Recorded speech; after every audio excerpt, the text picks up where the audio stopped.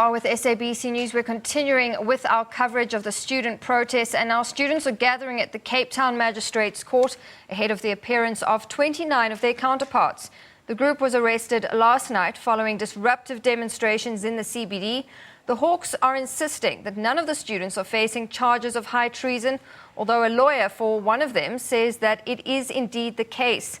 Our reporter Abra Barbier is live from Cape Town. Abra, good afternoon to you. Can you give us clarity on the exact charges the students are facing and when we can expect a ruling? Abra.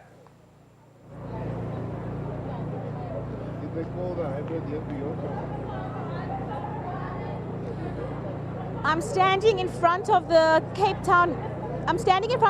Town Magistrate's Court, where the 29 students protesting at Parliament yesterday were arrested. They've just come out of court right now. I've been told that they are out until February next year, when they are expected to reappear again. What's happened, it was quite interesting what happened in court this morning. First of all, there was so much misinformation going around. There was no clarity on exactly what the charges were, especially the charge around treason. Then, very unusually, many of the media present here were not allowed into court because the court was regarded as being full, even though there were only around 4 or 5 journalists in court. We as the media, we then appealed to the head of justice here in the Western Cape, Shah Mohammed, and he allowed some of us in. My colleague who was in court just informed me that, like I said, they've been released. They're out until February next year.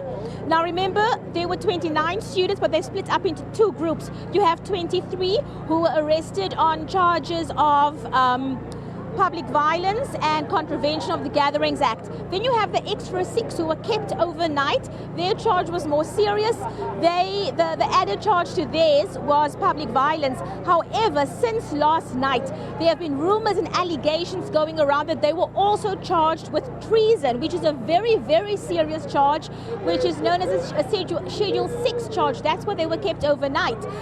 All the lawyers of these 6 confirmed they definitely saw this in the charge sheet. However, since late last night, the Hawks as well as the SAPS have been refuting and denying that this was ever the case, that treason was ever spoken of. When I spoke to one of the lawyers, I spoke to Reverend Frank Chikane's son's lawyer, and he in fact said to me earlier on that if treason is off the table, then that's all well and good, but he does not want the state to lie about the fact that it was ever an option, because he says he did see that charge. It was a charge that his client and the 5 others were facing. For now, the students are out. I suspect that they are addressing their supporters. As you can see, there are thousands of students over here.